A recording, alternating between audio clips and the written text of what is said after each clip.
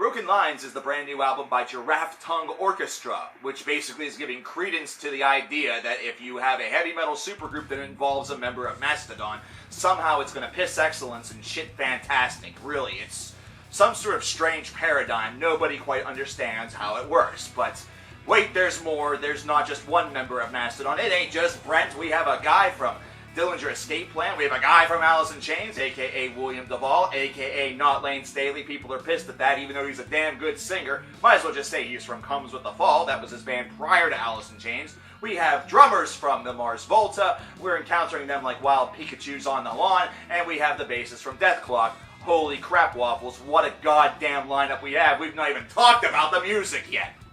What does the music sound like, you might be saying? Crying from the mountaintops, looking up at me as though I am God, and I'm going to bless you with this knowledge based around all of your mournful tears. Well, it just so happens that I'm in a pretty good mood, so it's really hard to say what this is. I call it progressive alternative. Some will call it progressive rock. Others will call it progressive metal. Maybe we should just cut all the bullshit and just call it progressive, except that Flo lady might show up.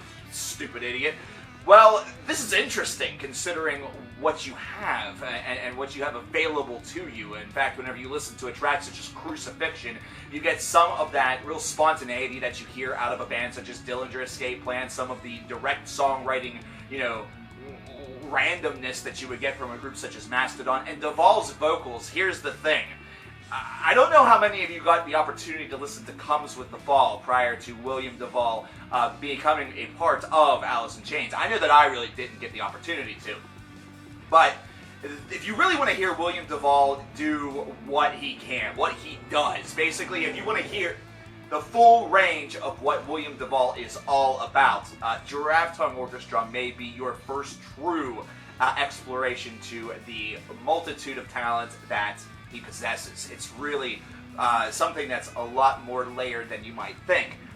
Whenever you listen to the Alice in Chains material, it makes a lot of sense why he was selected, but whenever you hear this, you start to recognize his true dynamisty. You go outside many, many different character boxes in order to really accomplish many great things. And really, whenever you consider some of these compositions, which are just weird, a little bit out there, they really kind of go whatever direction that they want.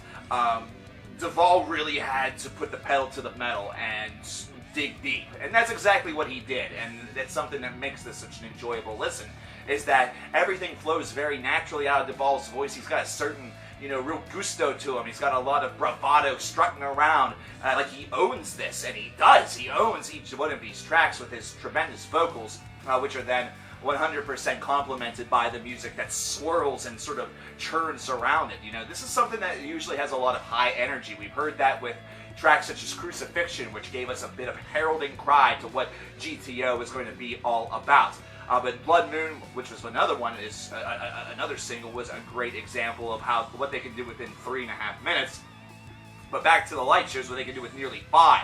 And whenever they expand their horizons a little bit, the one problem that I do see with this album, and it happens again with Broken Lines, the very final track, the title track, whenever they get deeper in the songs, they tend to repeat a lot of vocals, almost like maybe not enough was written, or the whole concept of these songs was meant to be to have the fade-out swirl around a building complex, background, sort of a musical tapestry that's just gaining layer after layer after layer until it is just simply way too much to handle, making that cacophony of sound, that cacophony of noise that absolutely drives you insane, but still sounds very well tailored, almost like it was put together like a jigsaw puzzle. And it works a little bit. I really think those are some of the weaker moments on this album, which is a shame, because traditionally I love longer compositions, but they did what they could with it. Really, this is a band whose range of 4 minutes is very, very well tailored and suited for them. And it's something that's proven a lot with songs such as Fragments and Ashes. This is one that has a very anthemic feel to it. I really dig that about it.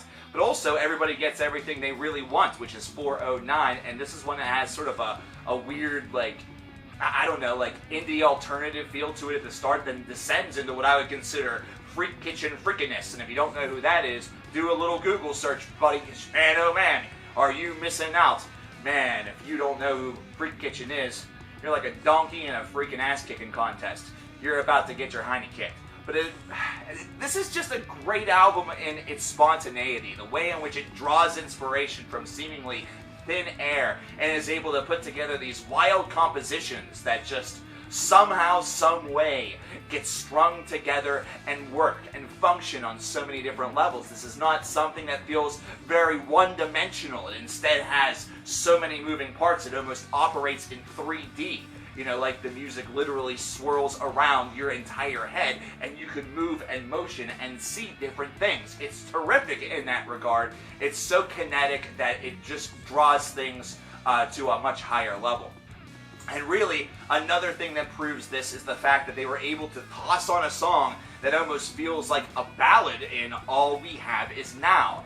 This is a song that does have that sort of cheeky ballady tune to it, but then right there at its chorus, right there at its, the point where it could have gone into Cheeseland and become another write-off for alternative radio, it takes a little Radiohead twist. A little Radiohead meets, the Beatles from their second era twist, and I dig the fact that it did that. It's one of those tracks that can still give you that sort of, feeling, that tightness in your chest a little bit, that little feeling where you feel, your defenses are going down, the emotions are starting to rise, and then you hear that spot right there in the chorus of this very short song, one of the shortest on the record, and it just gives you some chills, and those chills are well warranted. So now if it ended up on the radio, sadly I don't think it would have, long-lasting success, because people just don't like that shit. They either want, fried shit or buttered shit. They want it to sound a certain way, and this probably wouldn't fulfill that expectation for too long, but it really should be.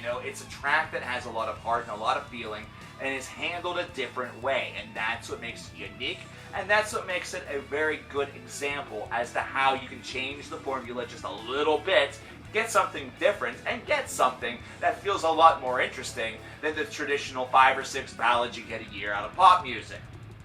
So what have they proven to us with this album? Aside from the fact that if your side project has a Mastodon member in it, it's great. Britney Spears could work with a member of Mastodon, and it would probably be an awesome project. Somehow, some way, she would end up being this phenomenal metal singer, and everyone would be like, well, I do that all the time. Didn't you hear Baby One More Time?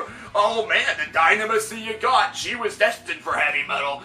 Either which way, this is what it's being proven. They got a capable singer with William Duvall. They got a phenomenal lineup to really go alongside of it. They just go in there, sort of free-form, did what they want, very carefully and calculatedly put it together, and they release an album that's a ton of fun to listen to. And that's the key at the end of the day. It's an 85 out of 100 album. It's a load of fun to listen to, a big-time blast.